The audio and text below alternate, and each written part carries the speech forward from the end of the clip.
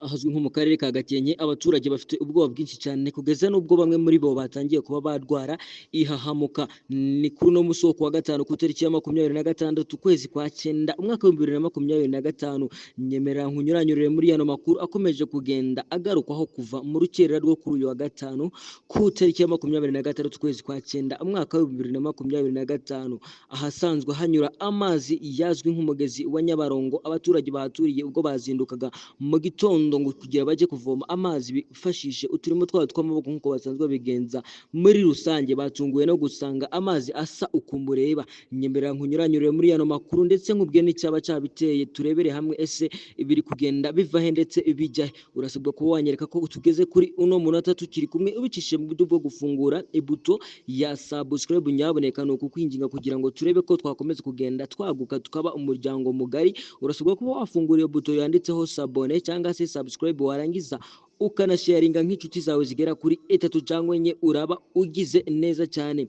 Nyemerera turebere hamwe rero iby'aya makuru aramutse avugwa muri iki gitondo cyo kuwa gatanu ku itariki ya 26 ukwezi kwa 9 umwaka wa 2025. Nyemerera umpereze ikaze nanjye nguhereze umwanya nkunyuranyurira muri aya makuru akomeje kugenda ayobekana ku buryo bukomeye cyane.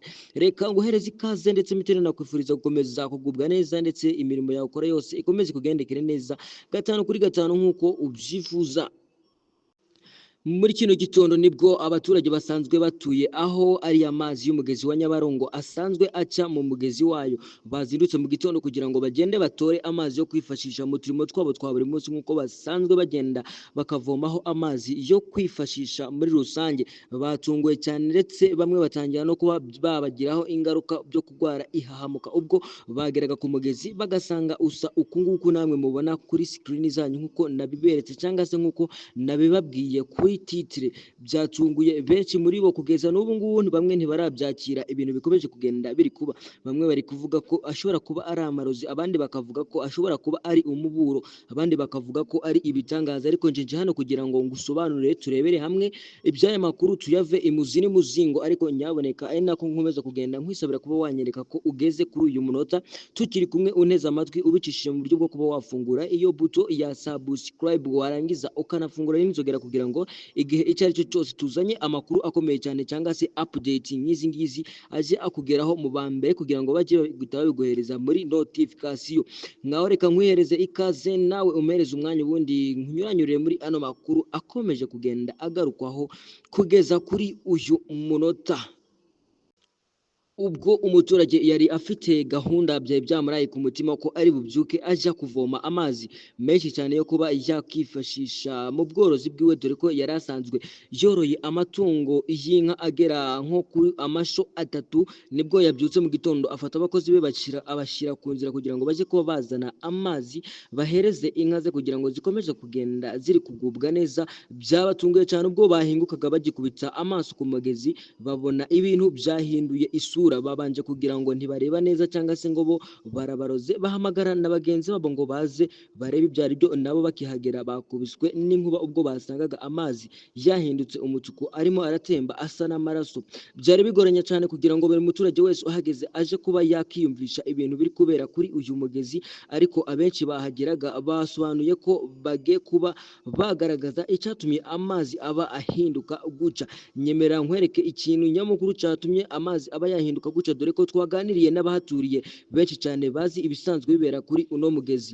Biravugwa yuko mu gashamba kari imbere ho gatoya aho amazi aturuka hari abantu bamaze iminsi igera ku kwezi basanzwe bahakorera amasengesho akomeye cyane. Biravugwa yuko bari bamaze amajoro atari makeya barara bahasengera. Ashobora kuba ariyo mpamvu amazi yaje kuba yahinduka guca kugira ngo Imana ize kuba yabereka ibitangaza. Ubwo ishobora kuba ariho yigaragarije no ibi bintu ntabwo bisanzwe. Biravugwa yuko aba bantu nabo bakomeje kugenda bashakishwa kugira ngo baze kuba basobanura ibintu basengeraga aho ngaho muri ako gashamba, kuko ibi bintu ntibisanzwe. Nyaboneka ibi bintu ntabwo bisanzwe, dore ko abakomeje kugenda babyumva bose ndetse banabibona bakomeje kugenda bavuga ati natwe tubiburiye ubusobanuro. Ushobora kuba aribwo bwa mbere wumvishe ibintu nk'ibi ngibi bikomeje kugenda bibera hano mu gihugu cy'u Rwanda, ahazwi nko mu mujyi wa Kigali naho hakomeje kugenda habera ibitangaza bikomeye cyane. Nyemereze umwanya nanjye nguhereze ikaze nkunyuranyurire mu makuru yose aba yiriwe avugwa hano mu gihugu cy'u Rwanda ndetse no hanze yaho, dore ko tujya tunibanda no kuri politiki ndetse na diplomasi mu turere tw'ibiyaga bigari hano mu gihugu cy'u Rwanda ndetse no hanze yaho. Reka nyaboneka nkwisabire kuba wakomeza kunyereka ko turi kumwe, wowe ugeze kuri uyu munota utarafungura ibuto ya subscribe ukaba wayifungura kugira ngo unyereke ko dukomeje kugenda tubana gatanu kuri gatanu.